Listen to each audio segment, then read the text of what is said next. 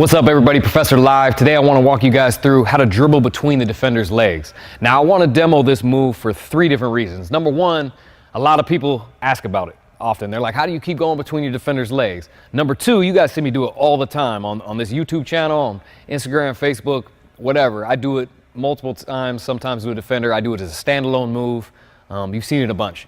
The third reason, and I would say even more so the main reason, is because I want people to know there's strategy actually involved in hitting your defender between the legs, once or multiple times.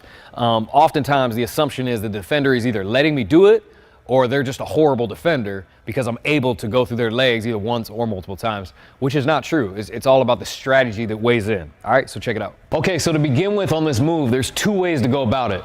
Number one, I can come down and I can try to make the defender turn a way that I want him in order to go between the legs. It's always better off going between the legs when the defender is turned at an angle, because if he's at an angle, this is an easier throw through. If he's straight up and I try to go between the legs, now I'm having to run all the way around him to get it, okay? You don't want that type of between the legs move, okay? So I can either do a move to change him the way I want him to so it's easier, or I can just take what he gives me. Meaning, if I come down on the break and he's already forcing me away, now I don't have to make him change to a position where the between the legs would work. It would naturally work because he's already at an angle. When I play, I compete hard. Don't get me wrong. I'm playing against good players, playing against anybody. But it's about entertainment. So I'm going to try to make them change the way I want them to be. And majority of the times, people play me expecting a move. So they're either going to sag off or they're going to play me straight up, and so I have to turn them. Okay, here's where the strategy comes in.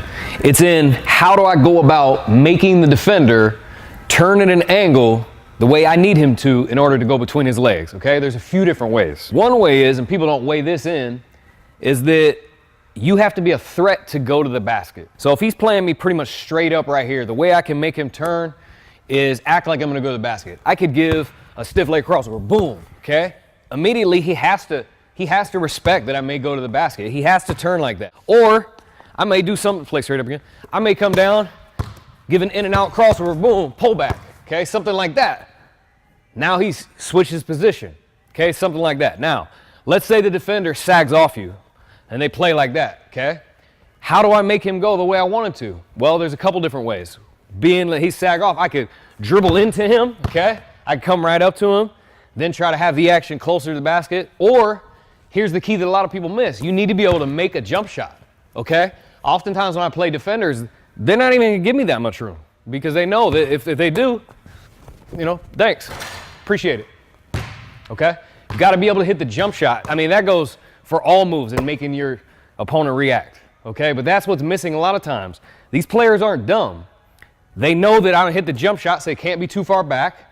They know that they have to respect me going to the basket, because if not, guess what? I'll just hesitate and go to the basket and lay it up. So they have to move. So the key is on this, if you're gonna make your opponent shift, you gotta put him in a position where he has to respect the jump shot. He has to respect you going to the basket.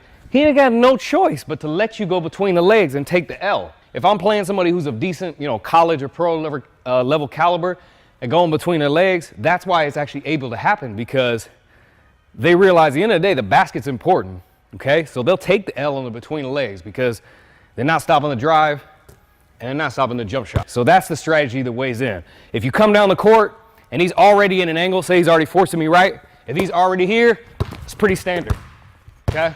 Now let me show you the handwork up close. Here is the footwork and handwork that becomes key, okay? If I force him, boom, to change his stance, okay, right here, and I wanna go between the legs, normally what I'll do is I'll try to get it in between there pretty dang quick. Once I realize if I pull back, he might come back to the regular position, okay? So boom, he's down there. I wanna go pretty quick. I'm not gonna waste a lot of time here, but here's a major key. You can't just throw it through between the legs. That's too telegraphed. It's too obvious for him to read, okay?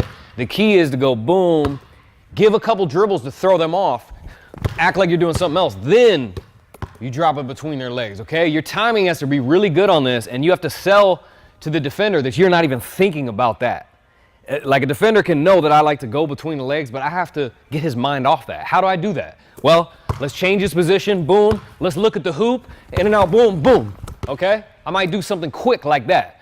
I can't say there's an exact science to it, but I think the key is is to distract the opponent from thinking about you dribbling between the legs, and then that's when you do it, okay? Some of the best players at this, you look at Bone Collector, Ayo, Hot Sauce, guys in the past that were really good at this move, they had great timing, and they were great at distracting their defender from thinking about them going between the legs. So appreciate you guys tuning in. Stay tuned for more tutorials.